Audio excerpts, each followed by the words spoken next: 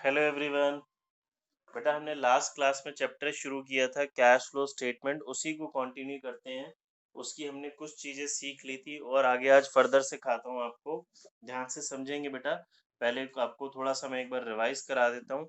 हमने cash flow statement क्या देखा था बेटा, कौन सा अकाउंटिंग स्टैंडर्ड लगता है, AS3। इसे हम इनडायरेक्ट मेथड भी बोलते हैं या फिर रिवाइज्ड मेथड भी हम इसे बोलते हैं। ठीक है। कैश फ्लो स्टेटमेंट में क्या पढ़ा था बच्चे हमने, कितनी एक्टिविटीज थी, कोई बताएगा जल्दी से, एनीवन कोई भी। 3 एक्टिविटीज पढ़ी थी हमने, कौन कौन सी बच्चे? ऑपरेटिंग, हाँ बोलो। गुड जी, 3 एक्टिविटीज पढ़ी थी। लास्ट क्लास में हमने ऑपरेटिंग को डिस्कस नहीं किया था, इन्वेस्टिंग और फाइनेंसिंग को डिस्कस कर लिया था। इन्वेस्टिंग को समझने के लिए मैंने आपको डिटेल में समझाया था और 2 वर्ड्स याद कराए थे। वो 2 वर्ड थे बेटा मेरे पास, फिक्स्ड एसेट्स और इन्वेस्टमेंट। और फाइनेंसिंग के लिए आपको 3 वर्ड्स कौन से ध्यान में रखने थे जिससे हमें फाइनेंसिंग का फॉर्मेट जल्दी समझ में आ जाएगा? शेयर, डिबेंचर और लोन। फिर इसमें मैंने आपको 2 स्पेशल आइटम्स बताई थी। इन्वेस्टिंग में आपको 2 और चीज़ें एक्स्ट्रा क्या याद रखनी है, interest receive and dividend receive. इनका मैंने आपको कॉन्सेप्ट भी समझाया था कि इंटरेस्ट रिसीव और डिविडेंड रिसीव इन्वेस्टिंग में क्यों आती है, और इसका opposite interest paid and dividend paid ये किस में आ जाता है बच्चे, हमारा फाइनेंसिंग में। फिर हमने लास्ट क्लास में डिस्कस करा था कि हर एक्टिविटी के हमारे पास, हर एक्टिविटी में या तो इनफ्लो होता है या आउटफ्लो होता है। ठीक है जी। इनफ्लो का मतलब होगा पैसे का आना और आउटफ्लो का मतलब होगा पैसे का जाना। ठीक है बच्चे। अब एक और चीज बताता हूँ, जब क्वेश्चंस करेंगे तो ये आएगी नो फ्लो। कुछ ट्रांज़ैक्शंस हमारी ऐसी होती हैं जिसमें कैश की मूवमेंट नहीं होती। कुछ ट्रांज़ैक्शंस ऐसी होंगी बच्चे हमारे जिसमें कैश की मूवमेंट नहीं होगी, उसको नो फ्लो बोलेंगे। उसके अंदर हमारा कैश इंक्रीज़ भी नहीं हो रहा और कैश डिक्रीज़ भी नहीं हो रहा। तो क्या ऐसी ट्रांज़ैक्शन जिसमें नो फ्लो ऑफ कैश हो, क्या वो कैश फ्लो स्टेटमेंट में रिकॉर्ड होगी बच्चे? क्या वो नहीं, यस, यही बात आपको समझनी है। मैंने समझाया था ये चैप्टर हमारा कैश वाला चैप्टर है। तो वो एंट्री, वो ट्रांजैक्शन जिसमें नो फ्लो हो, वो not recorded in CFS। That statement will not record in cash flow statement. ये हमने बच्चे पढ़ा था मेन मेन काम। चलिए आगे बढ़ते हैं। मैं आई थिंक आपको इसका फॉर्मेट भेजना शायद भूल गया था। आज मैं आपको इसका फॉर्मेट अभी भेजा था मैंने लास्ट क्लास में बच्चों, फॉर्मेट नहीं भेजा था इसका। चलिए गुड। आई होप सभी स्टूडेंट्स ने फॉर्मेट नोट डाउन कर लिया होगा। और जो मैंने वर्क भेजा था ये बहुत जरूरी है बेटा, काम नोट करना रजिस्टर में और उसे रीड करना। ठीक है। चलिए आज हम शुरू करते हैं ऑपरेटिंग के फॉर्मेट को। ध्यान से समझेंगे। ये ऑपरेटिंग का फॉर्मेट ही थोड़ा सा मुश्किल है जो कि बच्चों को तंग करता है, अदरवाइज तो सारा ये हमारा आसान है। तो इसको बच्चे आपने बहुत ध्यान से समझना है ऑपरेटिंग को। ठीक है। अब एक बात मेरी समझेंगे, क्योंकि हम जो CFS बना रहे हैं ये इनडायरेक्ट मेथड से बना रहे हैं। किससे बना रहे हैं जी? इनडायरेक्ट मेथड से बना रहे हैं। अब क्योंकि हम इनडायरेक्ट मेथड से बना रहे हैं तो ये जो हमारा इनडायरेक्ट मेथड है इसमें बेटा हम एक तरीके से ना रिवर्स चलते हैं। रिवर्स मतलब मैं इसको अभी पूरा डिटेल में तो आपको नहीं, चलिए देखिए थोड़ा सा डिटेल में बता ही देता हूँ। पहला हम बनाते थे trading account, profit and loss account, फिर P&L एप्रोप्रिएशन अकाउंट। ठीक है। अब ये हमारा P&L एप्रोप्रिएशन अकाउंट कंपनीज में अब तो बनता नहीं है, बट हमने जैसा कि पार्टनरशिप में पढ़ा था तो आपको इसका थोड़ा सा आइडिया है। हालांकि ये कंपनी में P&L एप्रोप्रिएशन नहीं बनता। अब हम statement of profit and loss बनाते हैं। तो मैं आपको बस शॉर्ट में थोड़ा सा बता रहा हूँ। ये हमारा जो CFS हम बनाते हैं ये इस तरह से चलता है बेटा, रिवर्स ऑर्डर में। ठीक है, इसीलिए हम इसे इनडायरेक्ट मेथड भी बोल रहे हैं। तो क्योंकि ये रिवर्स ऑर्डर में चल रहा है, थोड़ा सा बस आप समझने के लिए याद रखेंगे। तो जब हम ऐसे डाउनवर्ड्स आते हैं, जब हम इस तरह से डाउनवर्ड्स आते हैं तो हम क्या करते हैं जी, जो हमारे लॉसेस होते हैं वो लॉसेस को तो हम माइनस करते हुए जाते हैं। नॉर्मली हम क्या करते हैं, देखिए जो लॉसेस होते हैं वो माइनस करते हैं और जो हमारे प्रॉफिट्स होते हैं वो प्लस होते हैं ना। बट आप एक बेसिक सी बात याद रखेंगे, क्योंकि हम इनडायरेक्ट मेथड पढ़ रहे हैं, मैंने शॉर्ट में ही बताया आपको, पूरा बहुत डिटेल में ही नहीं बताया। तो जब हम इनडायरेक्ट मेथड के अंदर ऑपरेटिंग पढ़ेंगे तो ये बच्चे हमारा रिवर्स हो जाएगा। रिवर्स होने का क्या मतलब हो जाएगा यहाँ पे, कि जो लॉसेस होंगे ना बच्चे, आप ये बात याद रखेंगे, लॉसेस प्लस होंगे ऑपरेटिंग में और प्रॉफिट्स माइनस होंगे। लॉस को प्लस करेंगे आप और प्रॉफिट को क्या करेंगे, माइनस करेंगे। अब ये ऑपरेटिंग एक्टिविटी से मतलब क्या होता है बच्चे, एक और इम्पोर्टेंट मैं आपको क्वेश्चन बताता हूँ, फिर इसका फॉर्मेट समझाना शुरू करूंगा। ऑपरेटिंग एक्टिविटी जब हमें एग्जाम में पूछ ले तो इसके लिए आप एक वर्ड याद रखेंगे, ये वर्ड बहुत इम्पोर्टेंट है। हमारी operating activity are the principal revenue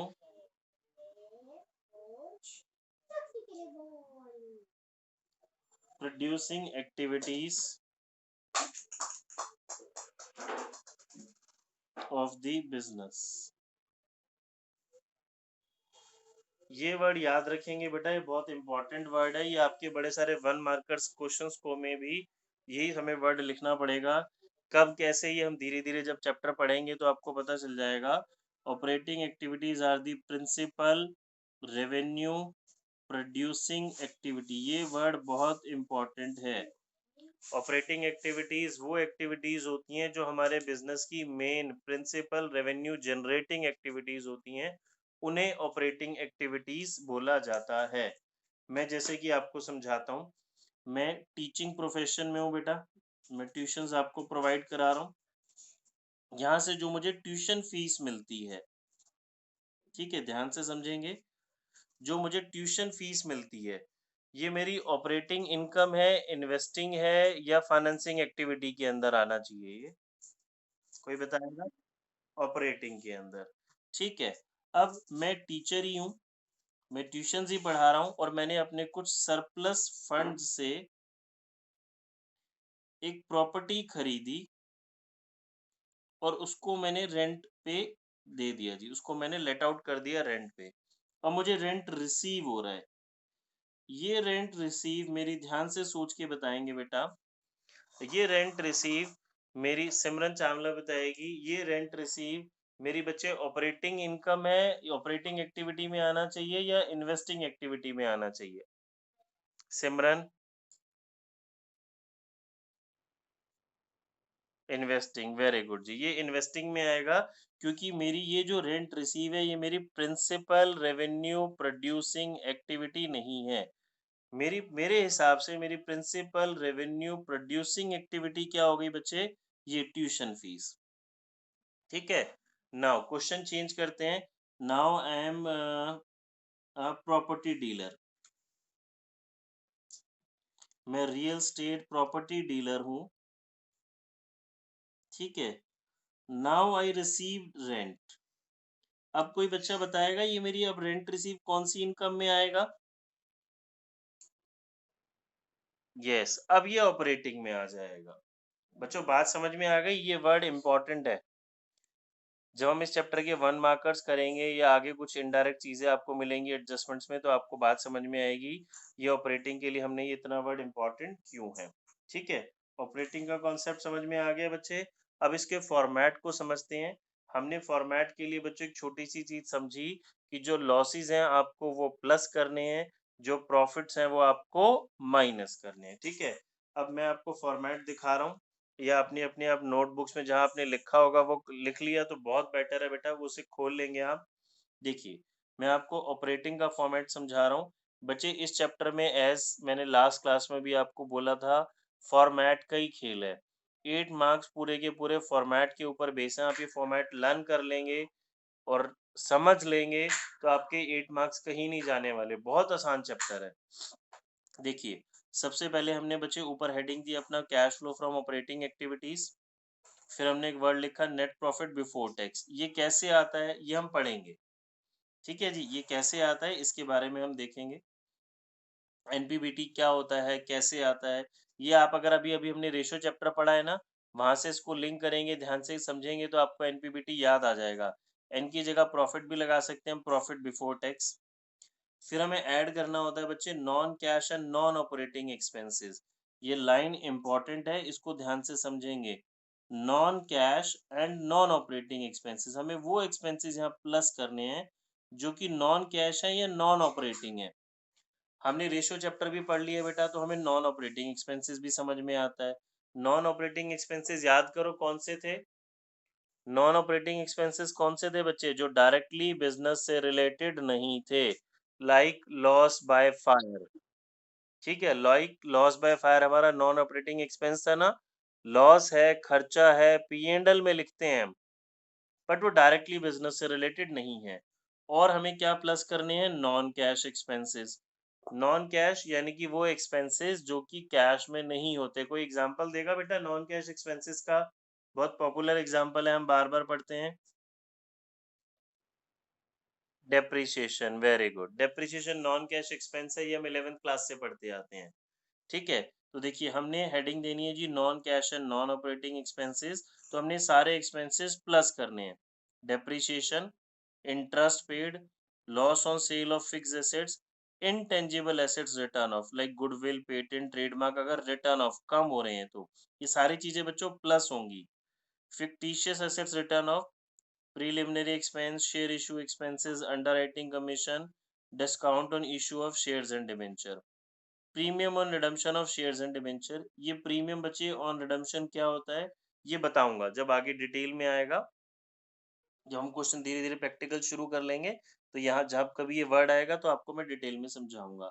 income बच्चों हमने लेस करी, देखिए interest receive, gain on sale of assets, dividend receive, rent receive, ये सब हमने बच्चा प्लस करा, ये माइनस करा। इन सबको जो प्लस माइनस करके आएगा उसे बोलेंगे operating profit before working capital changes. ये फॉर्मेट आपने याद रखना है, बार बार कह रहा हूँ। कुछ बच्चों को मुश्किल लग रहा होगा, बट जब आप दो चार क्वेश्चन कर लेंगे ना तो बेटा ये याद हो जाता है, दो चार क्वेश्चन करने के बाद ही याद हो जाता है। और इन्वेस्टिंग और फाइनेंसिंग का तो पूरा मैंने आपको समझा ही दिया था बहुत अच्छे से। देखिए अब क्योंकि इसको याद रखने का तरीका समझा रहा हूँ, क्योंकि हम बिफोर वर्किंग कैपिटल बोल रहे हैं और हम सभी ने रेशो चैप्टर पढ़ा है। वर्किंग कैपिटल का मतलब सीए और सीएल होता है, तो अगले स्टेप में सीए और सीएल ही हमें लिखना है। करंट एसेट्स और करंट लायबिलिटीज लिखना है। ठीक है, देखिए यहाँ पे भी ना ये अगला जो स्टेप है, इसको समझने के बहुत सारे तरीके हो सकते हैं। एक तरीका कैश से रिलेटेड होता है जी, हमारी वर्किंग कैपिटल बढ़ गई तो कैश डिक्रीज इंक्रीज या घट गई। मैं आपको एक दूसरे तरीके से समझा रहा हूँ, बहुत इजी सा तरीका, ध्यान से समझेंगे। हम अभी क्या बोल रहे हैं बच्चे कि इस चैप्टर में लॉस होगा तो आप उसको प्लस करेंगे ऑपरेटिंग में, और कोई आपको इनकम या फायदा हो रहा है तो आप उसको माइनस करेंगे। ठीक है, तो जो हमारा ये वाला स्टेप है उसको समझने के लिए आपको एक छोटा सा कॉन्सेप्ट बता रहा हूँ। जब आपकी करंट लायबिलिटीज बढ़ रही हैं तो आप उसे लॉस बोल सकते हैं ना, तो वो प्लस होगा। ठीक है, जब करंट एसेट्स डिक्रीज हो रही है तो लॉस होगा, तो भी ये हमारा प्लस होगा। एक सेकेंड बच्चों होल्ड करेंगे, वो वेट करेंगे जरा। हाँ जी बच्चों देखो ये दोबारा से बताता हूँ एक बारी। ये हम बात कर रहे थे जी अपनी वर्किंग कैपिटल की, operating profit before working capital changes की। तो जब मेरी करंट लायबिलिटीज बढ़ेंगी तो एक तरह से मेरा लॉस है, इसको प्लस कर देंगे।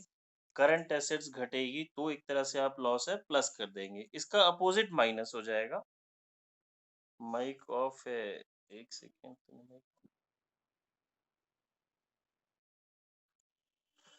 अच्छा, ठीक है बच्चों, सॉरी माइक ऑफ था, मैंने ध्यान नहीं करा।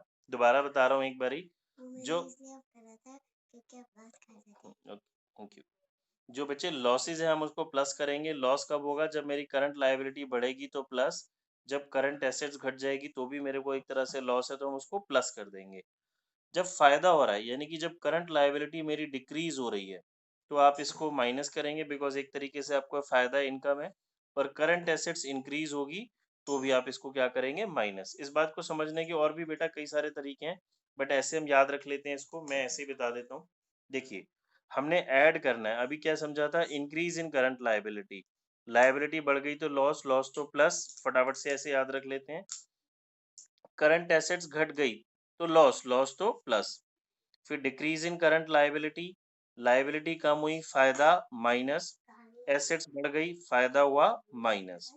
फिर इन सबको जो बच्चे प्लस माइनस करके आएगा उसे बोलते हैं cash generated from operations, less कर देंगे हम टैक्स पेड या प्रोविजन फॉर टैक्स पेड। ये क्या होता है बच्चे, ये सीखेंगे धीरे धीरे। हमें एग्जाम में, जैसे कुछ बच्चे घबरा रहे होंगे, मैं बार बार कह रहा हूँ, इतना बड़ा फॉर्मेट देख के कभी भी एग्जाम में आपको ऐसा क्वेश्चन नहीं आएगा जिसमें एक ही क्वेश्चन में वो इतनी सारी चीजें दे देगा।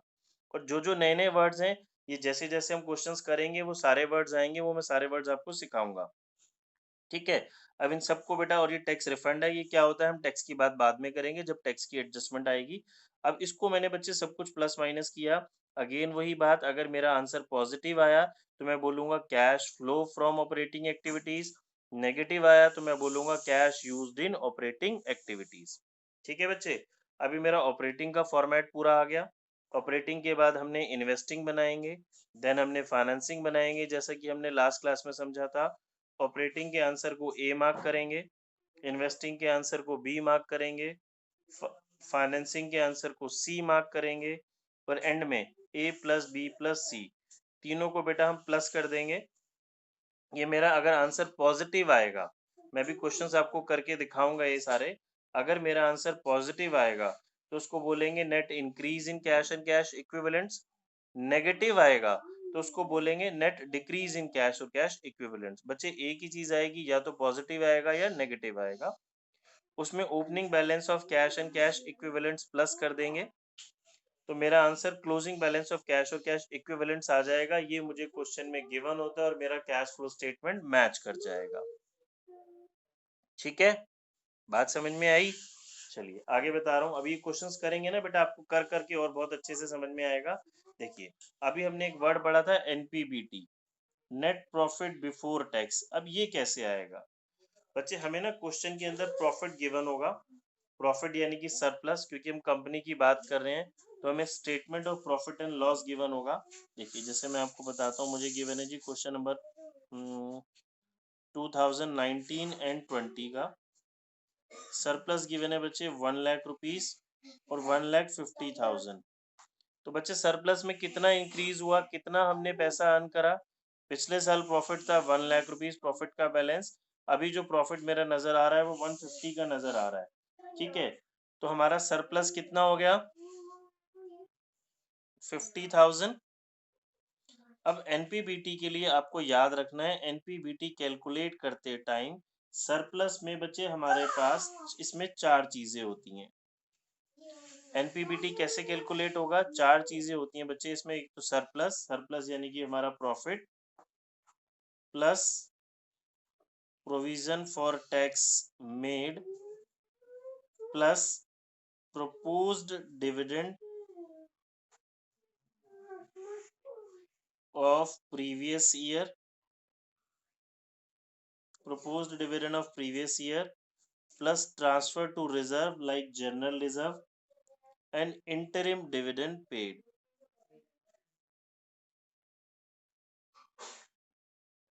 ठीक है, ये चार चीजों से हमारा एनपीबीटी आ जाएगा। जनरली एक क्वेश्चन में ये भी हमको ये नहीं पता जी प्रोविजन फॉर टैक्स क्या होता है, प्रपोज्ड डिविडेंड क्या है, इंटरिम डिविडेंड क्या है। बार बार यही बोलूंगा बच्चे, जैसे ये चीजें आएंगी ये मैं धीरे धीरे आपको सारी सिखाऊंगा। जैसे जैसे हम क्वेश्चन करते जाएंगे, एक साथ ही सारा बताऊंगा तो कंफ्यूजन होगी। हम क्वेश्चन करते जाएंगे, चीजें समझते जाएंगे। देखिए मैं दोबारा यहाँ आपको लिख देता हूँ। एनपीबीटी कैसे आता है बच्चे, हमारा शुरुआत एनपीबीटी से ही होती है। फर्स्ट ऑफ ऑल हमें क्या चाहिए होता है, सरप्लस। इसमें प्लस करते हैं हम provision for tax made,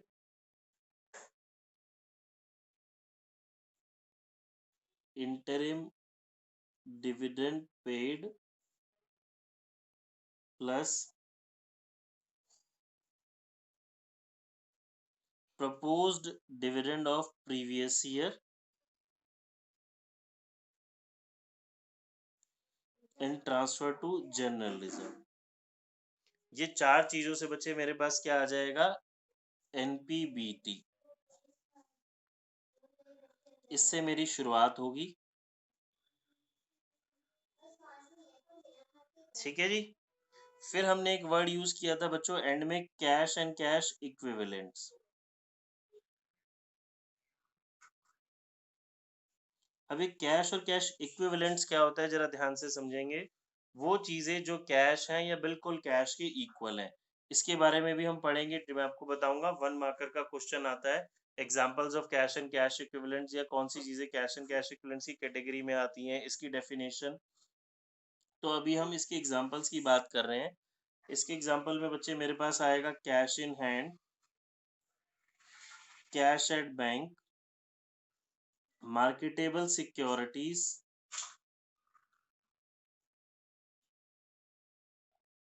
marketable securities, short term investment,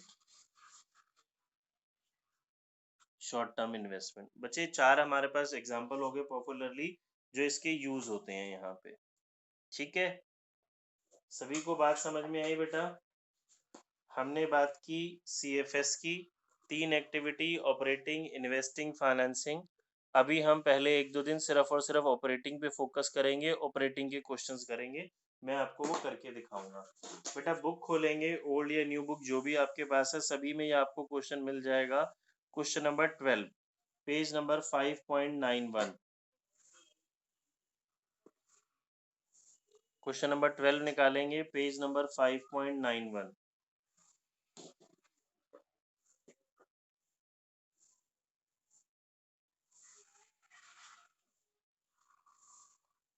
जल्दी से निकालेंगे बेटा, और रीज्वाइन नहीं करना है आज, रीज्वाइन नहीं करेंगे। क्वेश्चन मैं आपको करके दिखा रहा हूँ, अपनी बुक में क्वेश्चन निकालें और आपने रजिस्टर में जहाँ फॉर्मेट नोट करा हुआ है वो वाला पेज निकाल लें। फॉर्मेट नोट करना जरूरी है। क्वेश्चन आप समझेंगे, मैं करके दिखा रहा हूँ आपको क्वेश्चन की, जिसकी पिक काम की मैं आपको भेज दूंगा। अभी क्वेश्चन ध्यान से समझें। सभी को मिल गया बच्चों? जल्दी से निकालेंगे, हरी आप। देखिए जी, समझाता हूँ। अपना फॉर्मेट सामने खोल के जरूर रखेंगे बच्चे। आप फॉर्मेट खोल के रखेंगे सामने तो 1-2 दिन आप समझ आ जाएगा बहुत अच्छे से, तो आपको सॉल्व करने में बहुत आसानी होगी। कितने नहीं, देखिए बेटा, calculate cash flow from operating activities, सिर्फ हमें ऑपरेटिंग एक्टिविटी ही बनाना है। मैं आपको क्वेश्चन समझा देता हूँ। देखिए, सबसे पहले सरप्लस, बेटा हमने पढ़ना है 2020-19 गिवन है। आप ये बात बहुत ध्यान में रखेंगे, हम लास्ट ईयर से करंट ईयर पढ़ते हैं, तो ये ऐसे नहीं करना जी आप बोलें जी 80,000 से 60 हो गया, नहीं, ऊपर डेट चेक करें जरा ध्यान से। लास्ट ईयर से करंट ईयर की ओर आते हैं हम। 60 प्रॉफिट पहले 60 था, अभी 80 हो गया, तो मेरा सरप्लस कितना हो गया? 20,000। फिर ट्रेड रिसीवेबल, ये एसेट्स होता है ऑपरेटिंग में, करंट एसेट्स में। प्रोविजन फॉर डेप्रिसिएशन, ये ऑपरेटिंग में आएगा बच्चों। अपने फॉर्मेट में देखो हमने हेडिंग लिख रखी होगी ना, add non cash and non operating expenses. Inventory current assets, current liabilities, goodwill, intangible assets है ना हमारा। देखो 38,000 से 30 हो रहा है, ये गुडविल हमारी डिक्रीज हो रही है। अगर इनटेंजिबल एसेट्स डिक्रीज होते हैं तो अपने फॉर्मेट में देखेंगे बच्चों, देखो ये रहा फॉर्मेट, मैंने भी आपको दिखाया था, समझाया था। यहाँ पे डिप्रिसिएशन प्लस हो रहा है, और ये रहा हमारा intangible assets written of goodwill, अगर डिक्रीज होती है तो ऑपरेटिंग में यहाँ प्लस करते हैं हम। Prepaid insurance, current assets, trade payable, current liabilities. ठीक है जी।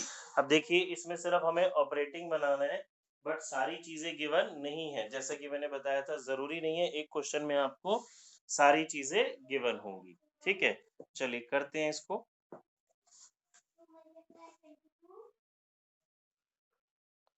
बच्चों एक और चीज आपके लिए, फ्राइडे एंड मंडे छुट्टी रहेगी, फ्राइडे एंड मंडे क्लास नहीं होगी। हमने ऊपर हेडिंग दी बच्चे, कैश फ्लो स्टेटमेंट।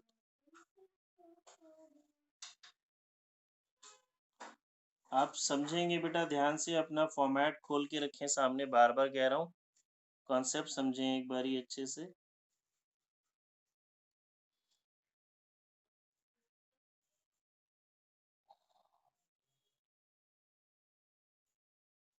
देखिए जी, पर्टिकुलर्स,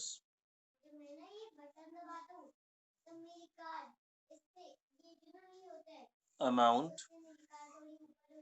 ठीक है, सबसे पहले अपने फॉर्मेट में देखें बच्चे जी, हमारे को क्या लिखना था। सबसे पहले हम क्योंकि ऑपरेटिंग बना रहे हैं, तो cash flow from operating activities. अब हमें सबसे पहले बच्चों क्या चाहिए था ऑपरेटिंग एक्टिविटी के लिए, एनपीबीटी। तो अब हम आ जाते हैं जी वर्किंग नोट्स में। वर्किंग नोट्स में मुझे एनपीबीटी निकालना है।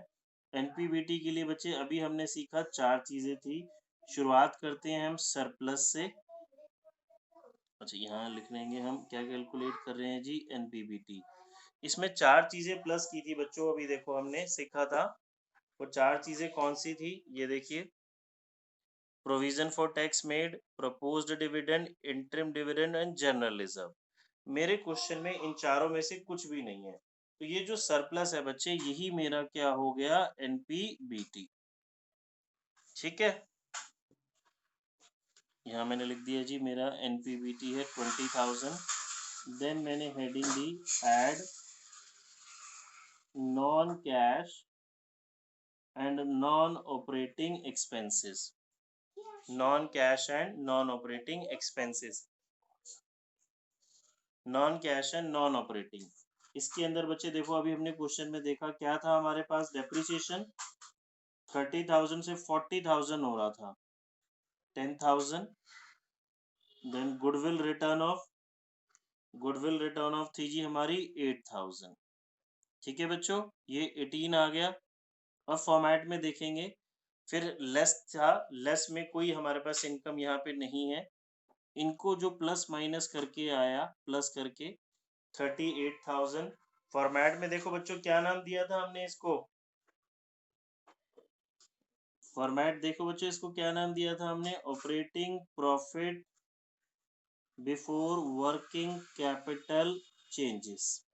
ठीक है, यही था। फिर हम हेडिंग दे देते हैं जी ऐड। ऐड में हमारे लॉसेस थे, यानी कि increase in current liability and decrease in current assets, less decrease in current liabilities and increase in current assets. Current assets हमारे बढ़ गए तो जी फायदा। अब वन वन करके बेटा एक एक चीज हम शुरुआत करते हैं। देखिए, ट्रेड रिसीवेबल करंट एसेट्स है, 31,000 से 25,000 हो रही है, करंट एसेट्स डिक्रीज हो रही है, तो लॉस, तो प्लस, सॉरी माइनस, लॉस है तो हमारा डिक्रीज हो रही है तो प्लस, मैंने गलत लिख दिया। देन डेप्रिसिएशन हो चुका, इन्वेंट्री, इन्वेंट्री हमारी करंट एसेट्स है, 60 से 80 हो रही है, करंट एसेट्स इंक्रीज हो रही है तो फायदा, फायदा तो माइनस। आउटस्टैंडिंग रेंट, लायबिलिटी घट रही है, लायबिलिटी घटना यानी कि फायदा, फायदा होता है तो माइनस 9,000। गुडविल हो चुका, प्रीपेड इंश्योरेंस डिक्रीज हो रहा है, करंट एसेट्स डिक्रीज हो रही है, लॉस, लॉस है तो plus. Trade payable liability, trade payable current liability decrease हो रही है, लायबिलिटी डिक्रीज होती है तो फायदा, फायदा तो माइनस। ठीक है जी, 6,000 बच्चे देखिए टोटल करते हैं, ये 7,000 प्लस का, 29 और 6 35,000 माइनस का, ब्रैकेट लगा देंगे। अब अपने फॉर्मेट में चेक करेंगे बच्चे, इनको जो प्लस माइनस करके आता है, ये हो गया 45 माइनस 35, 10,000 प्लस का।